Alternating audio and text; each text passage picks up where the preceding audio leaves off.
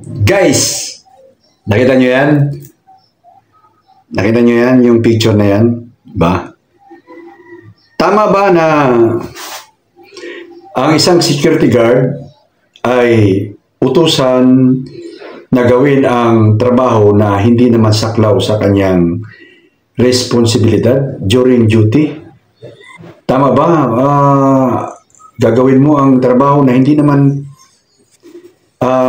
kasama sa duty mo. Tama ba yan ba guys o mali? At anong dapat gawin? Well, yan ang pag-usapan natin sa video na to. Tara!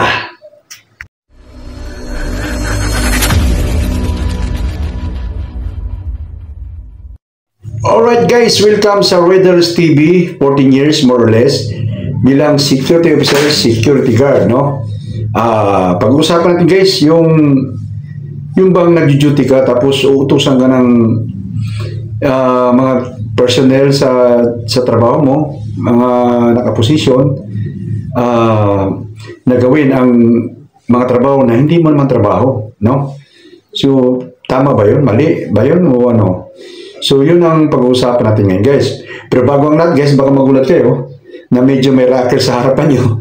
Nakasando, kala mo mga tambay-tambay lang sa tabi at nagsasabing security officer, security guard. Kasi guys, ako po ay isa nang retired na po ako.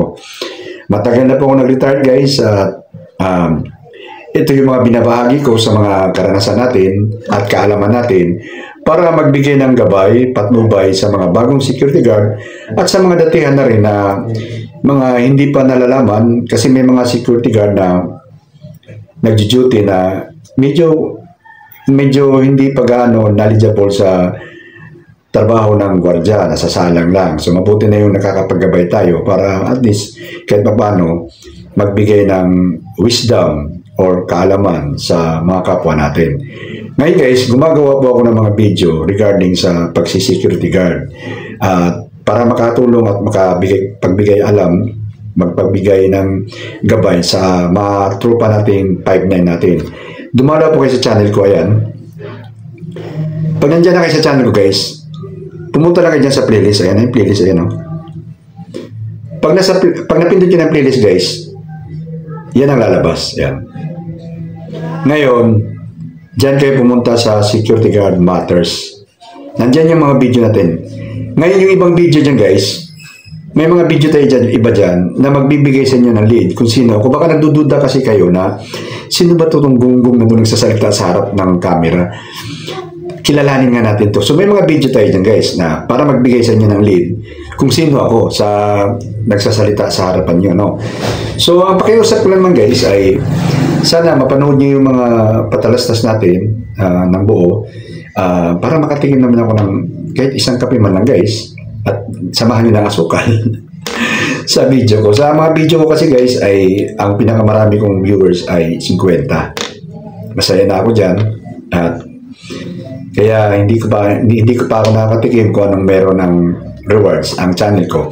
Pero ayan ay sikandari na lang sa aking intensyon. Ang intensyon ko ay nagbibigay ng gabay sa mga tropa nating medyo hindi pa nila alam ang mga bagay-bagay regarding security guard. So, pangalawa ko na lang purpose yun, yung kumita. Pero, ang pinaka-main purpose ko ay magbigay ng yung tinatawag na gabay, guidance, at magbibigay ng libreng kaalaman para sa mga tropa natin na at least kahit paano, may isang Riddles TV na dumaan sa harapan nyo para maggabay sa inyo, no? So, dito na tayo sa pag-uusapan natin. Diyan sa picture na yan, yan. So, ang sabi niya dyan, bawal pero wala kang magawa.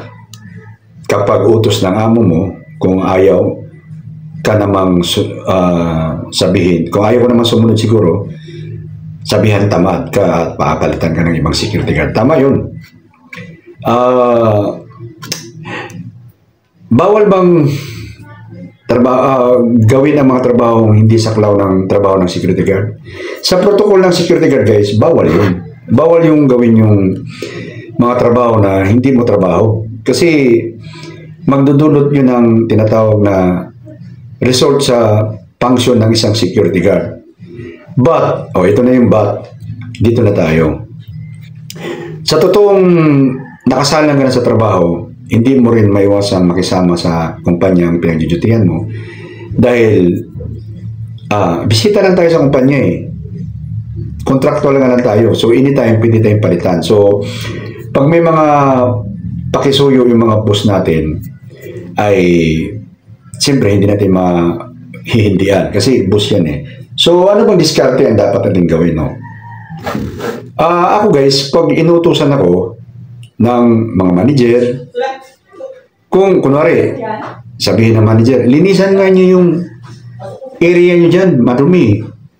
Kung sa area lang natin, dahil marumi, walang problema. Linisan natin, mamap natin. Kakain lang naman kasi namin ilang minuto yun eh. At alam mo namang kontrolado mo yung sitwasyon, lalo na kung nasa entrance ka. Diba? Hindi masama, wag mo ikasama ng loob. Hindi na namin trabaho to maglinis, magmap. Sino ba tayo sa kumpanya? Para maggaganon. Isa na tayong bisita doon, no? So kung pinalinis ka naman sa area ng pinagdutihan mo, kunwari sa mga malapit sa pinagdutihan mo, bakit hindi mo linisan, di ba? Walang problema doon. Alright guys, natigil tayo dahil yung kapitbahay ko nag-video. Ma-copyright yung ating video, no? So tuloy tayo, naghintay muna ako ng sobrang tagal na oras matapos na sila mag-video. Anyway, so kunwari guys, kung utusan tayo maglinis sa paligid ng pinagdudutihan natin, ay huwag nating sabihin, ay hindi nakasama sa duty namin yan. Kailangan, hindi naman sa kuwan, kailangan mo ring linisan yung area mo. So, hindi mo dapat ikasama at sabihin na, kumbaga, hindi nakasama sa duty mo. Pero kung ipalinis sa yung buong opisina, ay ibang usapan na yon. So, ano pong dapat i-deal natin na hindi naman siguro gagawin ng mga boss natin yan na ipalinis natin yung trabaho ng janitor ay ipapatrabaho sa atin. So may mga boss tayo na nag-uutos na malayo, labas na sa ating duty. Pero kung pagdating sa boss, ay hindi naman natin pwedeng tanggihan yan kasi boss yan eh. At para sa akin, no, malaking bagay yung kung ikaw ang utusan, ikaw gwardiya. Ibig sabihin, komportable na yung boss sa'yo. So, hindi mag-uutos yan ng, mapan mo yung opisina rito ng buong maghapon yan, trabaho ng janitor. Hindi, nag-uutos ang mga boss, mga paunti-unting utos yan. Kunwari, i-move mo to, ilagay mo to, idalhin mo to doon, ganun lang ang utos. So, hindi mo pwedeng tanggihan yun kasi boss yun eh. At saka pangalawa, pabor sa atin yun kasi nakilala tayo ng boss natin eh. Dapat natin ipasalamat yun. Gagawa ka na lang ng paraan na hindi ka-apekto sa trabaho mo. So, kung mga pagdating sa boss, ay walang masama kung makikisama tayo sa boss. Boss nga yan eh. Sila ang nagpasahod eh. Kung makikisama tayo, walang masama. At para sa akin, mas gusto ko nga yun dahil makikilala ka ng boss mo at baka nandiyan yung opportunity para sa iyo kasi boss ang nag-utos. Malibang nang kung uutosan ka ng boss mo na umakyat ka nga sa bubong, ayusin mo nga yung antina doon. Anong dapat mong gawin doon? Boss ang nag-utos. Ayusin mo nga itong wire dito kasi ako, ninutusan ako ng mga manager, ganun eh. Ang sinasabi ko, ma'am, hindi pa ako marunong baka sumabog. Gaganon na lang ako. Hindi ako tatanggi, pero sasabihin ko, hindi ako marunong dyan, ma'am, baka sumabog o kaya anong mangyari, ganon. O kaya, pakit ka sa, ma'am, medyo alanganin po yung uniforme ko, ganon. At saka takot ako sa height, mga ganon. So, kung talagang may mga pagkakataong utusan tayo ng trabaho nang hindi naman sa atin, para sa akin, hindi ka dapat tumanggi. Ang gagawin mo, isabotahin mo yung trabaho. Ibig sabihin, huwag mong galingan. Kasi kung gagalingan mo, utusan ka ulit yan. Ipalpak mo ba? Kunwari, linisan mo yung buwan. O linisan mo, pero palpakin mo. Hindi masyadong malinis, palpak ba? Sa susunod, hindi na utos yan. Kasi, palpak ka magtrabaho dun eh. Ngayon, ako guys, kung uutusan ako ng ikakadagdag ng kaalaman ko, kunwari mga technical, ay mas pabor sa akin yun. Kunwari, nagtatrabaho ka sa, kunwari na to guys, sa isang electronic, tapos gwardiya ka doon at iutos sa yung mga bagay na mga technical, pabor sa iyo yun. Matututunan mo yun. Maaaring yun ang ikaka-alis mo bilang security guard at mag-apply ka bilang tinatawag na maintenance personnel, di ba? Kasi regular ka na doon eh. So, huwag natin kakasama na loob na pagka iutos sa atin ay labas na sa aming trabaho yan. Lalo na kung boss ang uutos. Anyway, bawal naman talaga sa protocol natin mga security guard. Kaso lang, pagdating nga sa duty natin, hindi natin maiwasang makisama sa boss. Okay? Kasi, yun, yung tinatawag na kasama yun sa duty natin na makikisama tayo sa boss. Boss ang pinag-usapan, guys. Pero iba namang usapan pag ganito. Ayan. Nakita niyo yung yung picture na yan. Nakalagay dyan, ano nakalagay? Utility sa malaking kumpanya. No? Tinulungan ng gwardiya mag-map. Okay. Yan ay isang malaking kalokohan. Sa kumpanya natin, ang utility kasi yung parang utos-utusan ka doon, takbo-takbo ka, tapos at the same time, janitor ka. Pag ako nag-duty, ang una kong ginagawang kakampi ay ang janitor. Kasi yan talaga ang partner mo pag may mga gagawin ka. Pero hindi ako to the point na kukunin ko yung trabaho niya para kunwari pakisama. Hindi. Kunwari, may makita ko, pre, may kalat dun, pre, ay may doon. Pasuyin na lang, pre, kasi baka pagalitan tayo ni manager, ganon. Iuutos ko sa kanya yung trabaho. Hindi yung ikaw ang gagawa. Dito sa picture na yan, ayan, iyan na picture Tinulungan. Anong gusto nila iparating dyan? Anong gusto nila iparating sa picture na yan? Hindi yan. Sa kumpanya, may kanya-kanya tayong function. Pag gwardiya ka, gwardiya ka. Pag utility ka, pag janitor ka, janitor ka. Doon ka sa trabaho mo. Huwag mo kunin yung trabaho ng janitor. Napaka-uwi naman yan. Nandun na tayo. Nagmamap ako dun sa area ko tuwing umaga, bago mag-duty, hindi yung on fire na. Doon sa trabaho ko sa company ng government, bago magbukas ng kumpanya, nililinisan ko yung area ko. Minamap ko, sinikwan ko. Pagkatapos kong linisan, wala na. Function ko na gwardiya na. Kasi, mapapabayaan yung function mo, di ikaw lang din mamamroblema, sagutin ka ba ng utility. Tapos sasabihin mo, yung picture na yan, iyan. Ginagawa lang ng mga taong nagpo-post yan kasi para kumita. Diba sa Facebook ngayon, parang mga photos yata, may kita rin yata yan pag nagpo-post ka. So, ginagawa nila yan para bang, yung tinatawag na nagkukuha ka ng sympathy. Mali yan. Huwag mong trabahuin ang trabaho ng iba. Yung tatrabahuin mo, yung sahon. At saka abusuhin ka ng janitor dyan pag pinakita mo yan. Tutulong-tulong ka sa janitor, hindi trabaho niya, ginagawa mo. Abusuhin ka, pre, pakimap nga yung kung, pre, may ginagawa pa ako, gaganunin ka niyan. Di ba ang pangit? Okay lang sana kung may dagdag. Hindi, pangit, hindi mo trabaho yun. Trabaho ng janitor yun. At may mga janitor na abusado. At magulang. Marami akong kasamang ganun, na janitor, magulang, nagkukuhan. Minsan, gagamitin pa nila yung pangalan ng manager. Pre, pakikuhan daw yung sabi ni manager. Sabi ko, ba't ako? Ikaw gumawa niya, trabaho mo yan Ginagamit mo pa yung pangalan ni manager Ginaganon ko. Pag nakita ng janitor na ganun ka, hindi na puporma sa yan. Pero pag nakita ng janitor na nauto ka niya, tapos ka. Tulad na ni Kuya. Anong purpose mo? Bakit mo sinasabing tinutulungan mag-map? Ano, mabait ka? Dakilang tao ka? Ginampanan mo yung trabaho ng janitor? Janitor ka na lang sana, nag-utility ka na lang sana, hindi ka na lang nag-gwardiya. Sa kumpanya, may kanya-kanya tayong function. At hindi ikakabayani mo na gawin mo yung function ng iba. Kasi kung may problema ka sa function mo, ikaw lang di mananagot, hindi naman yung tinulungan mo. Kaya nga tayo hinail sa kumpanya kasi may kanya-kanya tayong function. Huwag kang kumuha ng pangsyon ng hindi sa'yo. Okay yun?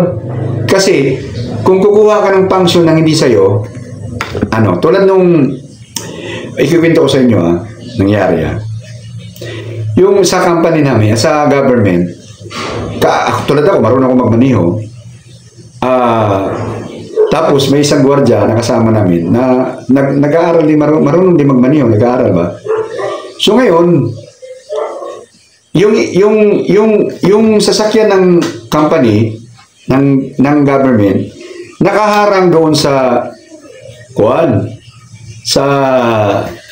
isang customer.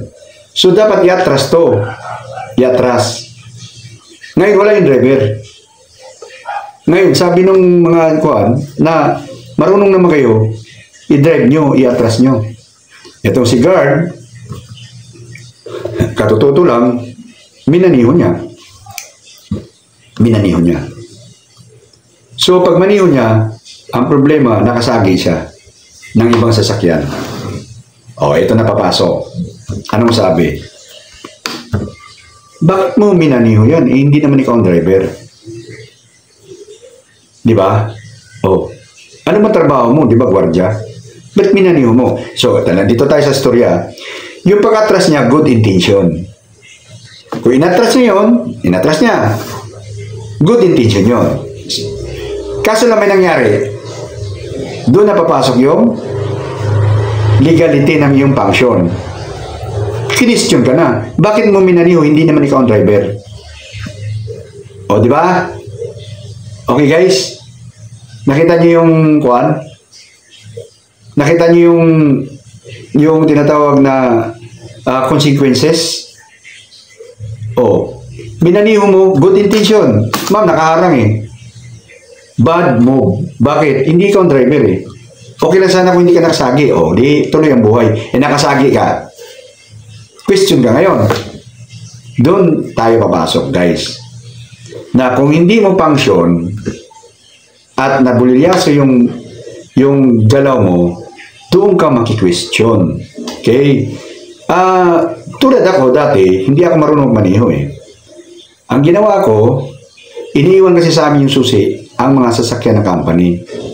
Ang ginagawa ko sa gabi, pinapaandar ko yung sasakyan, minamaniho ko para matuto ko mag-drive. Kasi inisip ko dati, pag matuto ko mag-drive, Bisaya nga ako Kung gwardiya lang ang aasahan ko, alam ko ang gwardiya natatanggal bigla. So, maraki ang pamilya ko. Saan ko kahahawak? Ang hirap mag-apply. So, kung magda-driver ako, hindi ako magugutom kasi maraming taxi, maraming jeep, makakapagmaniho ako. So, sinikap ko na matuto akong magmaniho doon. Pero kung yung ginawa ko, kung nabangga ko yung mga sasakyan doon, tanggal, bulilyaso ako doon, tanggal ako, makabayad pa ako, makasuhan pa ako. Kaya lang, nakikialam nga lang ako para madagdagan yung aking kaalaman. So, yung pakikialam ko doon, sugal yun. Nung pagmamaniho ko, sugal ko yun. Kasi para lang ako matuto. Pero yung makikialam ka ng trabaho na may trabaho, tulad ng ginawa ni Kuya, na minamap niya yung, sabi niya, tinulungan niya mag-map. Paano yung function mo? Paano kung may nakapasok na taong may baril at nang-hold up na dun sa loob, o kaya taong may kutsilyo nang nanutok na sa loob? Sino ngayon ang question? Asan yung gwardiya? Bakit nakapasok yung ganon? Gaganon-ganon sila. Diba? Anong katuwiran mo? Ma'am, tinulungan mo kasi yung utility mag-map. Yun na ang mali doon. Na gagawin mo ang trabaho nang hindi na trabaho mo. Bawal na yun. So, pwede mong gawin ng isang trabaho na hindi mo function pag alam mong hindi tawag extend effort. Ano ba extend effort? Tulad ng mga gwardiya sa mga fast foods. Nakita niyo sila? Kaya nga minamaliit tayo mga gwardiya kasi ang trabaho ganda ng gwardiya ay bukas, sira, bukas, sira sa pintuan ng mga fast foods. Hindi yan ang trabaho ng gwardiya, guys. Extend effort ng gwardiya yan kasi nakatayo naman siya. Kasi ang trabaho ng gwardiya is to monitor, observe, and report. Anong trabaho ng gwardiya doon sa harapan ng fast foods, ng mga fast foods? I-monitor mo yung mga tao papasok, baka may mga dalang mga ipinagbabawal sa loob, monitoring lang kasi bawal naman yung kapakapan yun eh. At siyempre, peacemaker ka doon at yung mga empleyadong lumalabas ng walang proper authority. Monitoring ka doon. Logbook mo, lumabas ganito, pumasok sa ganito. Yun ang trabaho ng gwardiya. Since wala namang movement doon sa pintuan ng, wala bang tinatawag na unusual na kaya o mga movement na ikukuha, nakatulala ka lang doon. So ang iniisip ng mga tao, trabahong tamad. Kaya ginagawa, nagbubukas sila na lang yung security guard. Kasi wala namang unusual movement doon sa trabaho niya. So ang ginawa ng gwardiya, extend effort, pero hindi niya trabaho yung pagbukas sila ng pintuan. Nakikisama lang yun sa kumpanya. Pero hindi yun trabaho niya. So hindi naman, ginawa niya yun, okay lang. Kasi bakit? Hindi naman affected yung kanyang trabaho kasi nakapag-monitor pa rin naman siya. Pero yung gagawin mo, magmamap ka na dyan, magmamap ka na, mag-ano pa dyan, kukuha ka na ng plato, magsiserve ka dun sa mga tao, dahil nasa fast foods ka, bawal na yun kasi paano ka makapag-monitor? Ngayon, kung utusan mo yun, utusan ka, pre, pakiserve naman, patulong, ang busy. Ang nagsuutos sa'yo, supervisor, alaman makikisama ka, huwag mong gawin ng tama. Ibulilyaso mo, kung bagay palpak mo. Huwag kang magpakitang siklab doon na kuhan. Kasi ang pagsaserve, kaya naman gawin ng kahit sino yan, kahit elementary, pwedeng gawin yan eh. Si serve, ganun. Pero kung utusan ako sa akin sarili, utusan ako, Raiders, kuhan nga to, yung ganito, yung itong kuhan, yung parang mga technical ba, yung tulad yan, nag-aayos ng cellphone, kuhan mo nga to, ganito. Matutunan ko yun. Hindi. Gagawin ko ng paraan yun na matuto ako doon. Kahit nautusan mo, walang problema. Kahit labas na sa katrabaho ko yun, walang problema. Kasi bakit? Pagdagdag kaalaman ko yun. Pero kung utusan ka ng mga, magmamap ka dyan, magsiserve ka dyan, magkukuhan ka, kabit-kabit ka ng ganito, kaya naman gawin ng kahit sino yan eh. Bakit? Gawa ka na lang ng dahilan. Ma'am, ganon. Tulad nung ako nabulilyaso kamuti ko nabulilyaso, inutusan ako ng manager na isabit yung parang nagkakabit kami ng mga lantern eh. So, ako naman, nagpauto. May dala akong set ganun eh. Hindi naabot ng janitor kasi mas mababa yung janitor, mas nagkada ko. So, ako ang inutusan, ikaw mga isabit. Sa sobrang kuhan ko, pakisama, yung set gun ko, binigay ko sa janitress. Sinabit ko. Yung janitress naman, walang alam sa set gun yun, ginawang gitara. Ginaganon-ganon yan, nilalaro-laro niya. Pag-akit ng head guard namin, napasigaw yung head guard. Diba niya? Gumanon siya. Tinawag ako. Alam mo ba yung ginagawa mo sa sarili mo? Ginaganon ako. Galit na galit sa akin. Bakit po? Bakit nang binahawak yung kuwan sa dyan? Paano ko na pumutok yan? Doon ko na nga pala. Tanga ko naman. Dahil nga nakasama ko dun sa manager.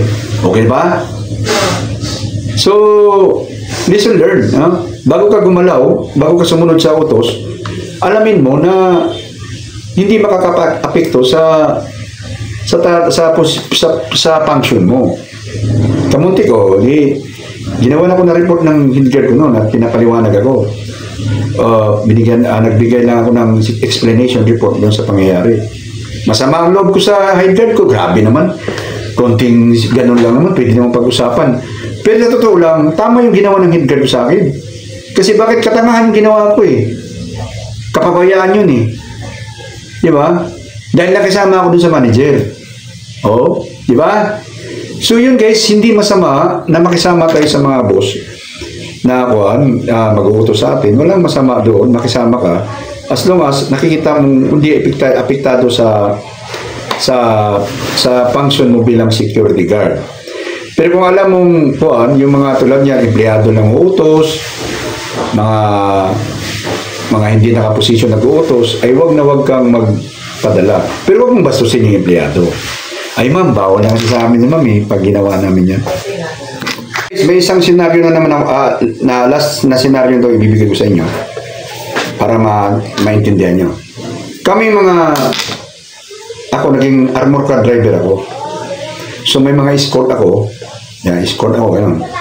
Escort ba? Yung nagkuhan. Yung escort, guys, ay bawal magbuhat ng pera yan.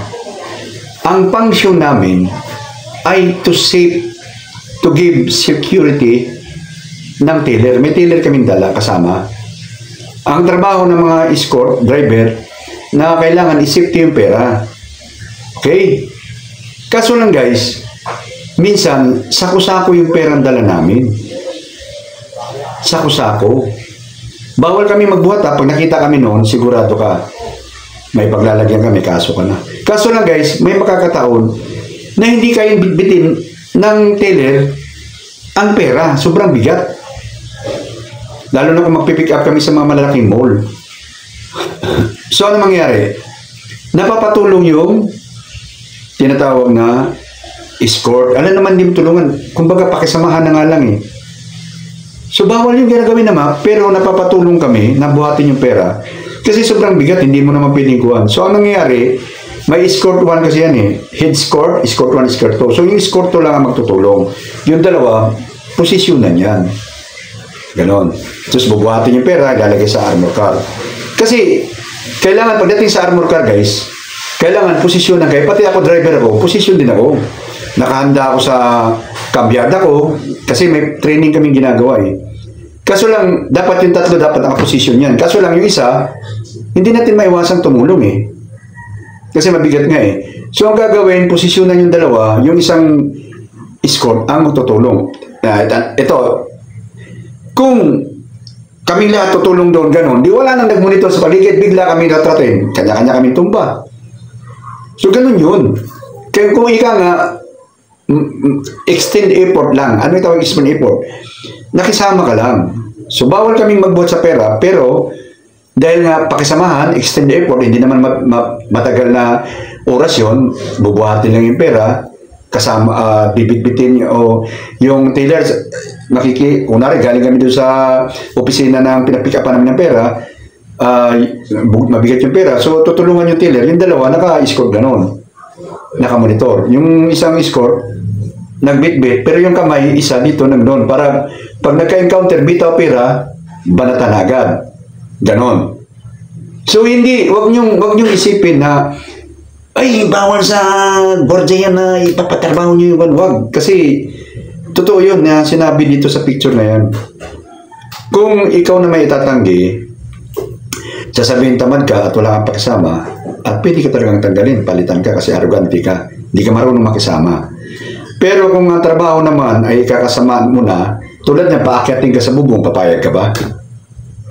Pag gagawin ka ng mga wiring-wiring dyan na hindi mo na maalam, papayag ka, makuryente ka dyan? O kaya, basta nakakadelikado na at nawawala ka na sa function mo, ay mahirap. Lalo na kung critical yung area mo.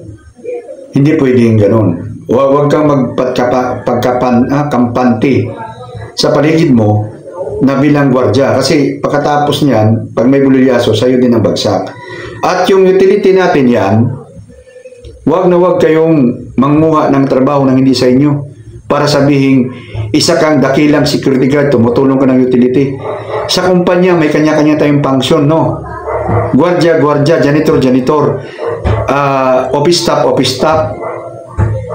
Hindi mo pwedeng trabahuin yung trabaho ng office staff o janitor kasi gwardya tayo. Okay? At hindi nila gagawin yun na ipapatrabaho sa inyo, hindi.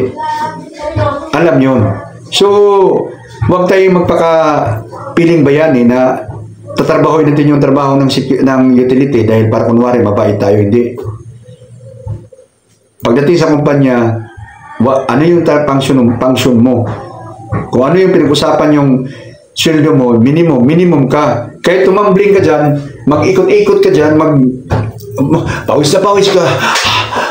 Pagdating sa hapon, minimum pa rin yung bayad mo. Okay? Kaya nga kasabihan, di ba? Snappy, lousy, same salary.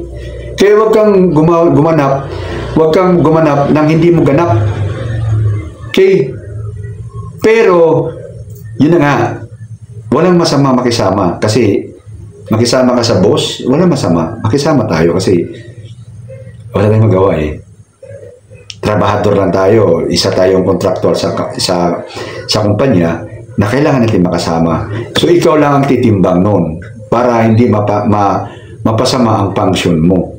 Pero wag yung panghawakan mo na, bawal na sa amin yan, ganunin ka, tanggal ka. Okay guys, so I hope guys na maliwanag sa atin na sa topic natin kung anong dapat gawin na kung utusan tayo ng hindi natin trabaho. Okay? So kung maliwanag sa inyo guys, makahingi ako ng like. Pero kung malabo, dislike the video. Kung bago pa kayo sa channel guys, baka pwede nyo na pindutin yung ating subscribe button. Idamay nyo na yung notification bell natin guys. Kita-kita tayo sa sunod na videos. Bye-bye!